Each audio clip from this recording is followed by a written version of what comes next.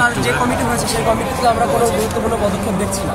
পদক্ষেপ যেমন দেখছি না, তার বিপরীতে আজকে আমরা যখন লং মার্চ ঘোষণা করলাম তখন আমরা দেখলাম যে পুলিশ আমাদের উপর সহিংস আচরণ করছে। আমরা তো কোনো ধরনের সহিংসতা চাইনি, আমরাও তো কোনো সহিংস আচরণে যাইনি। তারা কেন পরিকল্পিতভাবে আমাদের উপর এই সহিংসতা এবং এই যে লাঠিচার্জ, এই টিয়ারশেল নিক্ষেপ, সাউন্ড গ্রেনেড নিক্ষেপ করলে আমরা এর জবাব চাই। আমরা এর জবাব ছাড়া আমরা আসলে আন্দোলন স্থগিত করার কোনো প্রশ্নই আসছে না। তার মানে কি এখানে অবস্থান করবেন?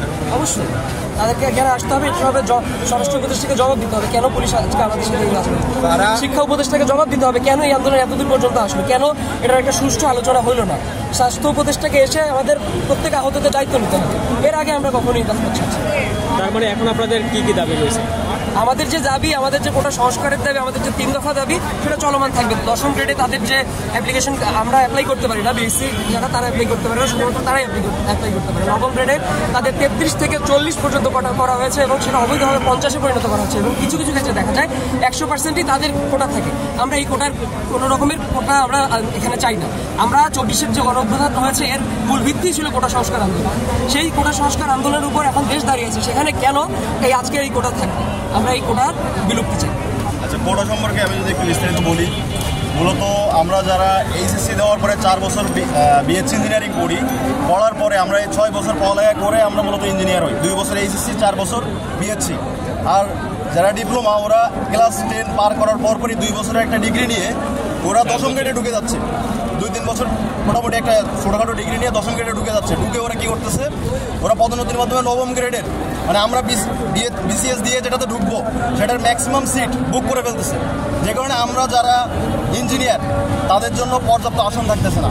মানে বাংলাদেশে একটা ইঞ্জিনিয়ার পাস করা স্টুডেন্টের জন্য দেশে চাকরি পাওয়া যতটা কঠিন, তার থেকে বেশি সহজ হচ্ছে বিদেশে বাড়ি জমানো। যে কারণে বাংলাদেশে কোনো মেধা বা সত্যিকারের মেধা, বুয়েট থেকে অনেক ভার্সিটি বুয়েট থেকে অনেক মেধাবী স্টুডেন্ট বের হয়, তারা ঠিকমতো দেশে থাকে না, শুধুমাত্র এই মেধা পাচার হওয়ার জন্য, এই যারা হচ্ছে মেধাবী না তাদেরকে এই অবৈধ সুযোগটা দেওয়ার জন্য।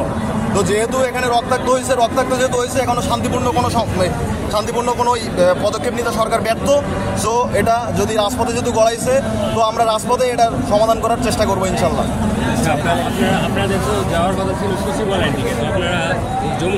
আচ্ছা, এখানে একটা বিষয় হচ্ছে, দেখেন সচিবালয়ে আমরা কিন্তু ইতি আগেও দেখেছি অনেকগুলো আন্দোলন সচিবালয় হয়, সেখানে হচ্ছে বিভিন্ন পরাজিত শক্তিরা চলে আসে, এসে তারা হচ্ছে বিভিন্ন মব তৈরি করে। তা আমরা এই ধরনের সংকেত পাইছিলাম যে এমন কিছু হইতে পারে।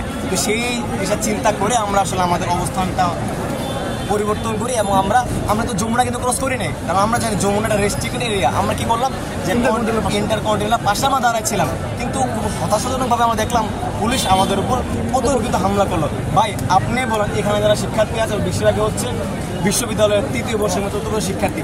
একজন ইঞ্জিনিয়ার যে কিনা পড়াশোনা করছে, তার কি আদৌ তো কি মানায় সে রাজপথে এসে স্লোগান দিবে যে আমার অধিকার আমাকে ফিরিয়ে দাও?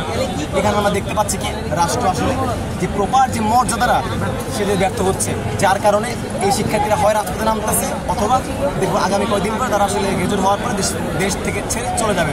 যার ফলে কী হবে, রাষ্ট্র ঠিক পৌঁছে গেছে, আরও পড়তেই থাকবে। সুতরাং আমরা এটা চাই না। এই জুলাইয়ের গণঅভ্যুত্থানের পরে আমরা দেখলাম যে আমরা নতুন স্বপ্ন দেখতেছি। এটা কিন্তু শুধুমাত্র চেতনার নাম নয় ভাই, আমরা চাই আমাদের দেশটা পরিবর্তন হোক। এবং পরিবর্তনটা কীভাবে হবে, এই যে চাকরির ক্ষেত্রগুলো এগুলোর মাধ্যমে আমাদের পরিবর্তনটা আসে। আমরা চাই না যে ভাই বিদেশ থেকে কোনো ইঞ্জিনিয়ারকে ভাড়া করে আই না আমাদের দেশে খনিজ সম্পদ উত্তোলন করুক, আমাদের দেশে কোনো মেগা প্রজেক্ট বানাক। আমরা চাই আমাদের যে তরুণ প্রজন্ম আছে যারা কিনা প্রকৌশল হচ্ছে, তাদের মাধ্যমে যেন রাষ্ট্রীয় কাঠামোগুলো নির্মাণ করে। এতে কি হবে, রাষ্ট্র উপকৃত হবে, শিক্ষার্থীগুলো দেশে থাকবে, মেধা পাচার হবে না। ধন্যবাদ। আপনাদের কতজন আহত হয়েছে আমাদের ইউনিভার্সিটি, আমাদের আহসানুল্লাহ বিজ্ঞান ও প্রযুক্তি বিশ্ববিদ্যালয়ের প্রায় 30 জন শিক্ষার্থী আহত হয়েছে, বুয়েটের প্রায় 10 জন শিক্ষার্থী আহত হয়েছে, কুয়েট এবং মিষ্ট মিলিয়ে প্রায় 100-র অধিক শিক্ষার্থী আহত হয়েছে। এটাকে আপনারা কল্পনা করতে পারেন যে শিক্ষার্থীরা শান্তিপূর্ণভাবে আসলে কোনো ভায়োলেন্সে তারা যায় নাই, তাদের আক্রমণ করা হোক। উল্টা আমরা এখন কি শুনতে পাচ্ছি, মিডিয়াতে শুনতে পাচ্ছি আমাদের শিক্ষার্থীরা নাকি কিন্তু ছুরি রাখা থেকে তাদের আক্রমণ করেছে।